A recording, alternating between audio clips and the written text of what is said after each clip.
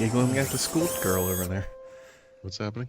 You're just giggling. Just I'm going through my Kindle library because of a question in today's Ask Paul, and I hit the section that begins with the word Windows, and like a couple of the books are mine, because obviously I buy my own books to pump up the stats. don't we all? I actually have no idea why I have digital copies of some of them. Anyway, how you doing? You wanna hear a joke? Sure. Here's the joke.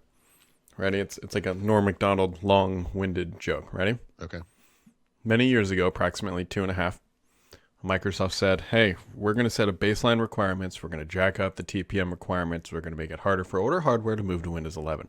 They went through all this and said, yeah, if you don't have system requirements, whatever, you can still install it. You're going to get messages, whatever else, and blah, blah, blah. 2.5 years go by. That's the Norm Macdonald joke. It takes 2.5 years to get to this point. People with woefully inadequate hardware are now getting full screen prompts because of a Windows update that says, hey, please update to Windows 11. And they're given 2 prompts, okay, or schedule it later. Basically 2 yeses. And then down in the tiny bottom, there's a little maybe not now. Yeah, But I've seen this, yeah. this is fantastic. Good job, Mike. So I thought the story you were going to tell was about how people with unsupported hardware are finally starting to get watermarks on their desktops. Although I need to look into this because when I was working on the book originally, I had a section on how to get rid of that, but I couldn't duplicate it. Like I couldn't get watermarks to appear. So I guess they're appearing now. So I got to go dig out all my old unsupported computers that have Windows 11 on them and see if I can get the watermark so I can then write about it. But I believe there is I know there is a registry change you can make to get rid of the watermark. The thing you're talking about is obviously a mistake, right? Like they typical level of testing that we get here in Windows 11 these days. Let us not forget that this is a Windows team that pushed out new features without testing them, like the start pill. So yeah, I mean, what do you expect? It's like a roulette wheel over there. Like, Don't worry, moment 2 is going to fix it all, Paul. Sure, Maybe it is. moment Yeah. 3, whatever. Yeah. yeah. I'm waiting for one of these moments to go We'll south never so learn. we can do a title called Senior Moment. Yep. Yeah. And Windows is having its senior moment. Yeah, I like it. They're having something. This Indigestion. is what happens when no one gives a crap, Brad. I mean, it's I mean, the roadmap is really just like all the roadmap. I roadkill you love that see you think along there's the a way. Like roadmap. it just drops whenever it wants. So Yep. I'm trying to equate this to something that I guess it just doesn't make sense. But I mean, we used to have roadmaps, remember? We had big plans for the future.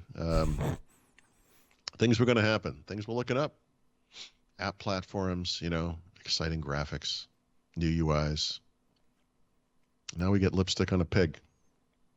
And we get be happy XAML with it. islands on a pig is what we're getting. XAML islands on a pig on a pig. Pig on a poke. I don't know. We'll get XAML Windows 12 islands. eventually. Yeah, sure. That'll be exciting. Then we can integrate the insanity of Bing AI into Windows and just hurtle toward the apocalypse, I mean, it's cold here again, so I'm ready for the apocalypse at this point. We had our nice 2 days of 70-degree weather in February with no if it mosquitoes. makes you feel any better, it snowed in LA, and I think it snowed in San Francisco or something. So, yeah, I mean, It's cold out there. yeah. The world's coming to it. It's coming for us, Brad.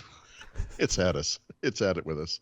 I need to get through spring break. Actually, more specifically, I need to get through July because we got a vacation in July too. That would be great to go on. And then we can just Also need to get through July for other reasons, but yes.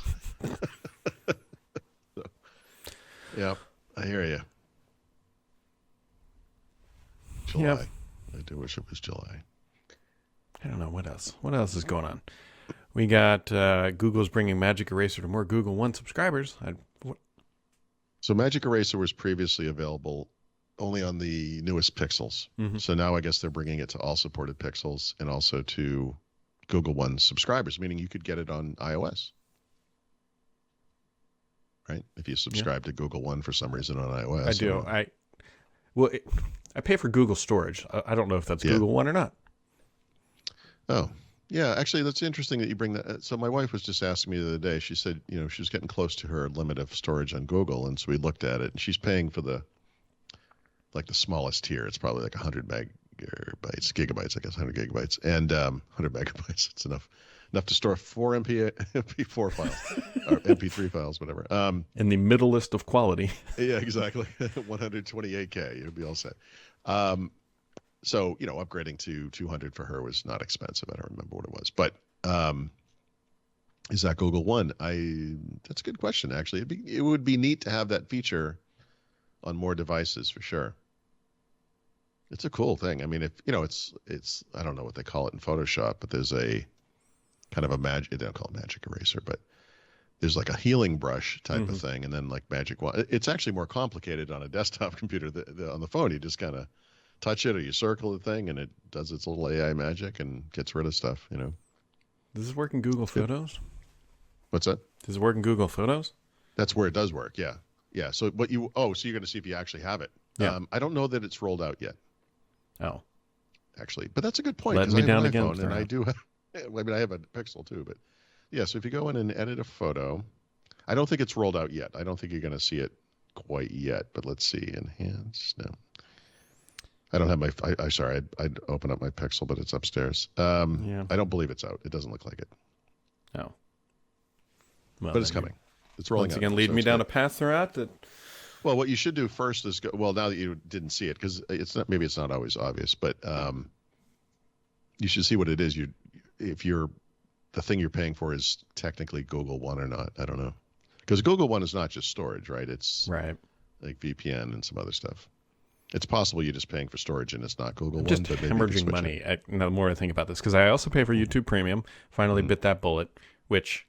Right. Just so I don't see stupid ads, because I watch a lot of YouTube on the TV. Oh, yeah. No, YouTube Premium. Honestly, if I had to drop everything and only keep one thing, it would probably be YouTube.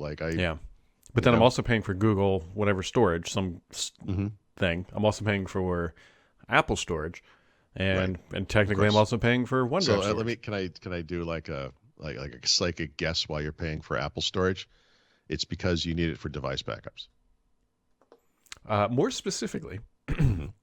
More specifically, because my spouse, who I love very much, and I love her very much, I love her so much, Paul, that she refuses to delete old iMessage conversations because she likes the memories of them. That is not what I thought you were going to say. And I have to tell you, it was alarming how many times you had to remind us how much you love her. But Paul, my love for her so much is now costing me, it's like $30 or $40 a year so that she doesn't have to delete those precious conversations.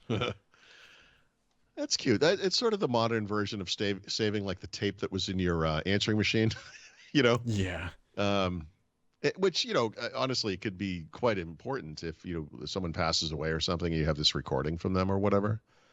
Text messages. I was going to say. Text messages for me would just be evidence in a future lawsuit. I don't I don't think I would want those hanging around, If you hear the words e-discovery and you shudder, you're you might be Paul Thurrott. It's like we've subpoenaed your conversations with your brother.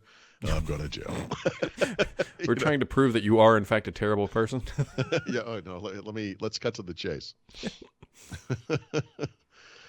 Oh God. All I'm saying is when they call Satan to the witness stand, you got issues. Yep. iMessage. Wow. So mine is device backups because I've got my devices, my kids, and I wouldn't pay for iCloud otherwise. I mean, but I don't want to leave anyone hanging high and dry there. So right. That's that. I don't use it for photos or anything, but no, I don't use it for photos either. And that's why I pay for. So well, that's why you pay for Google. Yeah.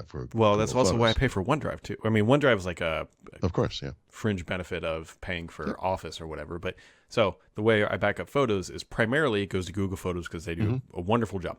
The problem with it is that I don't want to lock all my photos into Google Photos. So it also does the camera roll on OneDrive so that I always have two copies of my photos, two different services, so they'll never, in theory, exactly unless what I do as well. Yeah. Of course. Like a whole, I don't know, swath of the internet gets taken offline, then I'll always have a copy somewhere.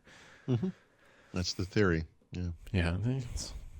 The other thing I do is I still have a NAS, which is now out of date and unsupported, but it's not connected to the internet, so it's fine. It's just on my network. But when because I burn through phones, I review phones sometimes and whatever, and so when a phone gets decommissioned, I will connect it to a computer, download its camera roll, and then copy that to the NAS, right? Just kind of a third. It doesn't happen every day, right? But it's at the end of life of a phone, I'll do that, and I have a ton of those, and it's just a copy of a folder or whatever, but whatever. Like it just, my whole life has been a giant instances of just in cases, That's what we do. We're compulsive